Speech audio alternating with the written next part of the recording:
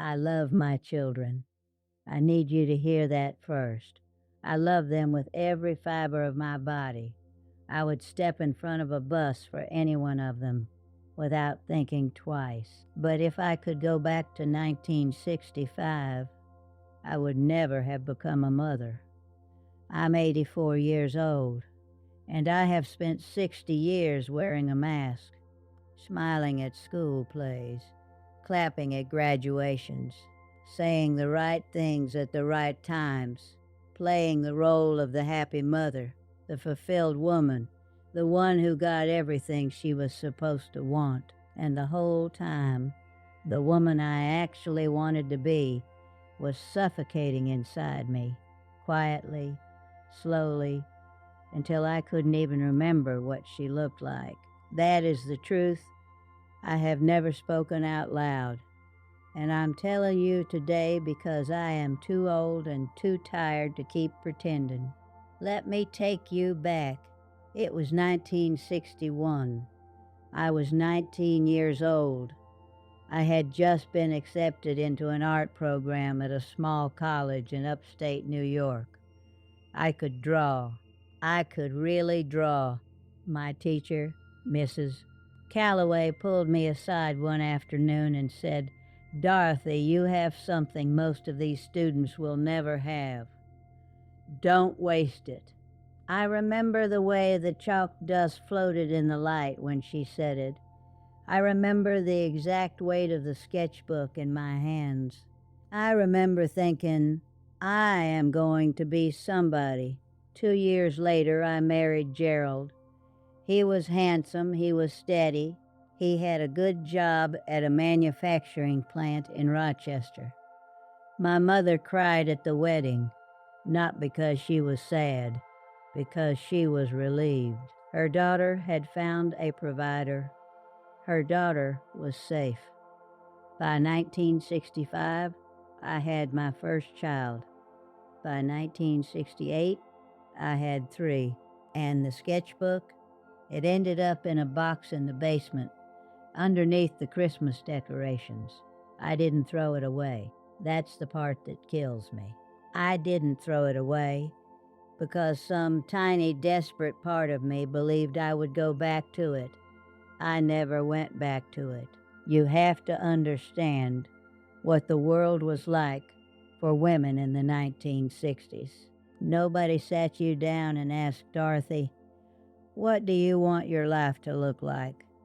That question did not exist.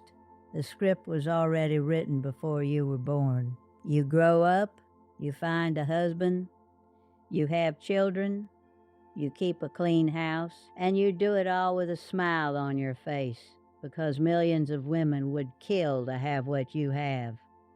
And if you felt empty, if you felt like something was missing, if you lay in bed at 3 in the morning staring at the ceiling, wondering if this was really all there was, you kept your mouth shut because admitting that motherhood wasn't enough was the same as admitting you were broken.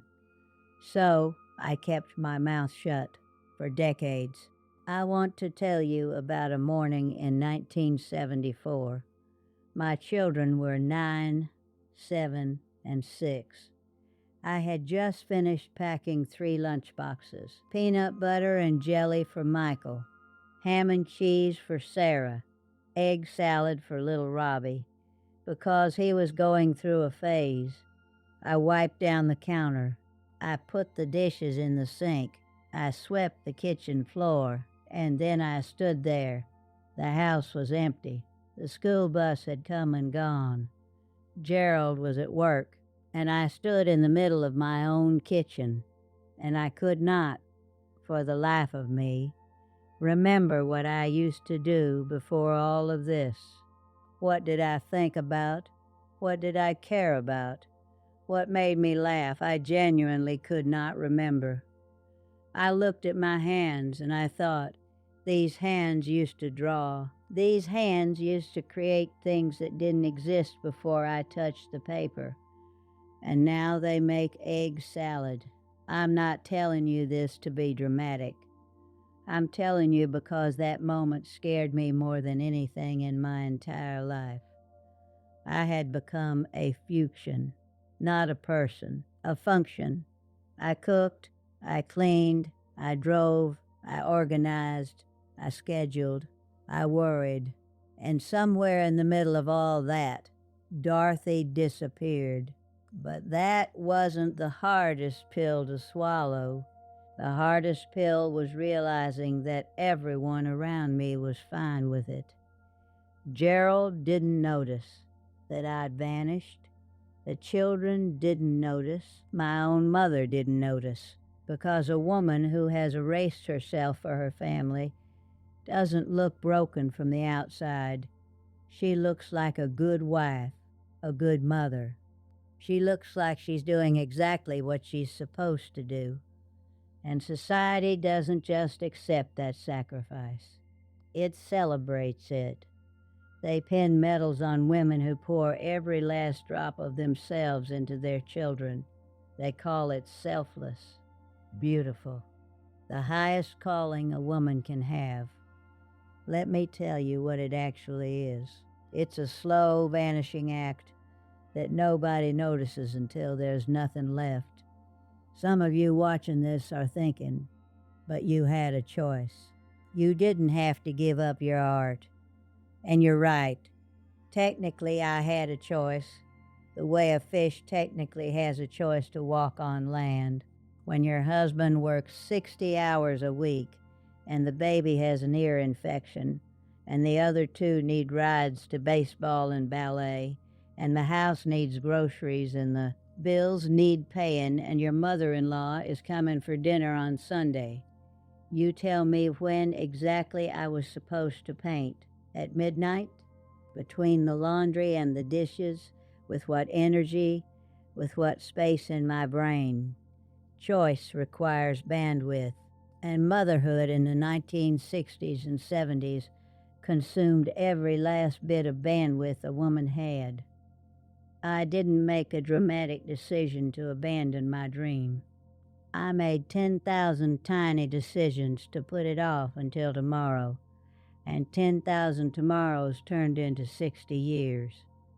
I thought that was the worst of it. I was wrong. The worst came when the children left. Michael moved to California in 1983. Sarah got married in 1986. Robbie went to the military in 1988, and suddenly the house was quiet. The lunch boxes were gone. The school bus didn't come anymore. Gerald and I sat at the dinner table, just the two of us, and I realized something devastating. I had spent 23 years building my entire identity around those three children. And when they walked out the door, they took my identity with them. I didn't know who Dorothy was without somebody needing her. I didn't know what Dorothy liked, what Dorothy wanted, what made Dorothy, Dorothy. I remember standing in Michael's old bedroom. His posters were still on the wall, his trophies still on the shelf, and I thought, my son's empty bedroom has more personality than I do. That's what 60 years of self-erasure looks like. You don't even have the dignity of a dramatic collapse.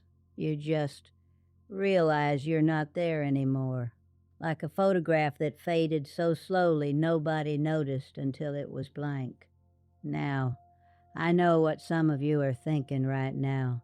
That was the 1960s. Things are different now. Are they? I look at young mothers today, and I see the same trap wearing different clothes. In my day, the cage was the kitchen.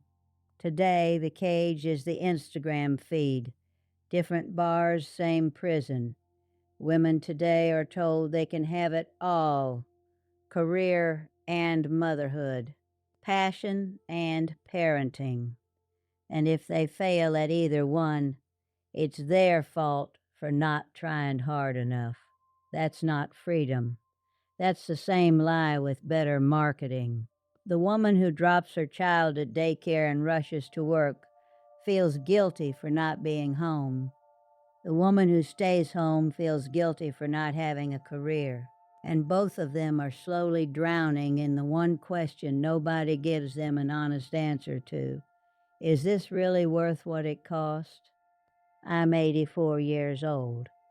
I have lived through the full arc of that question, and I am telling you the cost is yourself.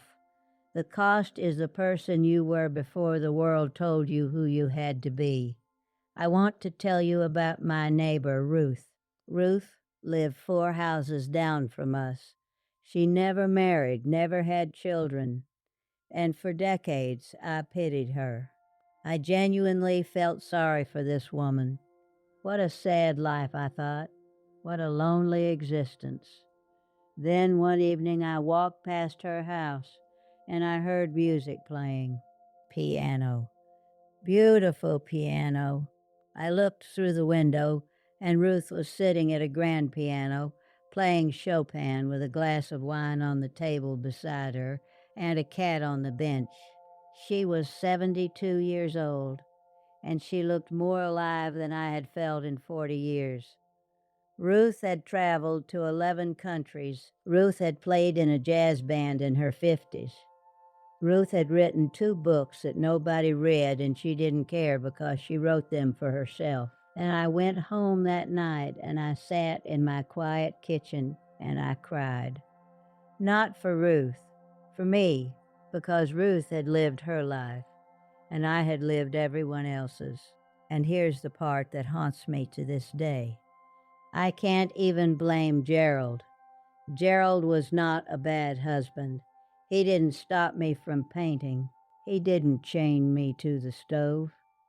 He would have said yes if I'd asked for time to myself, but I never asked because I had been so thoroughly trained to believe that a good mother doesn't ask for things. A good mother gives until there's nothing left to give, and then she gives some more. That programming is deep. It gets into your bones. 60 years later, I still feel guilty sitting down to read a book in the middle of the afternoon. 84 years old, living alone. Nobody needs anything from me, and I still feel like I should be doing something productive for someone else. That is what decades of self-sacrifice does to a human being. It doesn't make you noble, it makes you a stranger to yourself. I found the sketchbook 3 years ago. Gerald had passed. I was cleaning out the basement, and there it was, underneath a box of Christmas ornaments, exactly where I'd left it in 1966. I opened it, and I saw drawings from a 22-year-old girl who could really, truly draw portraits, landscapes, a sketch of Mrs. Calloway standing at the chalkboard, and on the last page, a note I had written to myself.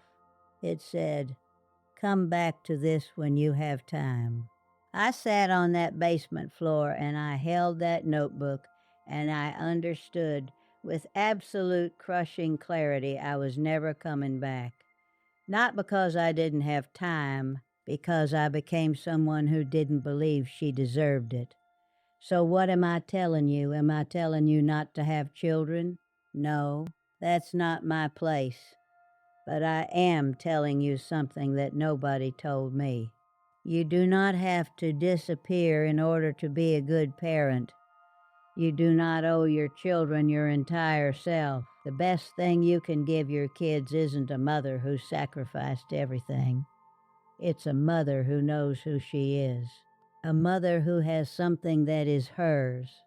A fire that belongs to nobody else. Because I'll tell you what my children got from me. They got packed lunches and clean clothes and rides to practice. But they did not get a mother who was fully alive. They got a version, a performance, and children can feel that. They can always feel it, even when they can't name it. My daughter Sarah told me something last year that shattered me. She said, "Mom, I always knew something was missing in you. I just didn't know what it was, and I spent my whole life trying to fill it. That is not a gift I gave my daughter. That is a wound." If you are a young woman watching this right now, if you are standing at the door of motherhood and something inside you is whispering, "But what about me?" Listen to that whisper. Do not crush it. Do not be ashamed of it. That whisper is the most honest thing you will ever hear. Having children is not the problem. Losing yourself is the problem. And you can have one without the other, but only if you fight for it. Only if you protect the thing that makes you you with the same ferocity you protect your children, because nobody else will protect it for you. Society won't. Your family won't. Your partner probably won't. Not because they're cruel, because they won't even notice it's gone. I started drawing again last year. At 83, my hands shake. The lines aren't straight. Mrs. Calloway would probably cry if she saw what happened to my technique. But I sit at my kitchen table every morning with a cup of coffee and a piece of paper and I draw. And for the first time in 60 years, I feel like Dorothy. Not somebody's mother, not somebody's wife, not somebody's grandmother. Dorothy, the girl who was going to be somebody. She was in there this whole time, buried under 60 years of permission she never gave herself. But she was in there. On my desk right now, I keep my old sketchbook open to that last page. The one that says, "Come back to this when you have time." I came back, 60 years late, but I came back. Don't wait 60 years. Whatever your sketchbook is, whatever you've tucked away in the basement of your life because you were told there wasn't room for it, go get it today. Not tomorrow, not when the kids are older, not when things settle down. Today. Because things don't settle down, they just settle. If this meant something to you, share it with someone who needs to hear it. Leave me a comment. Tell me what your sketchbook is. And subscribe, because I've got more truths to share them.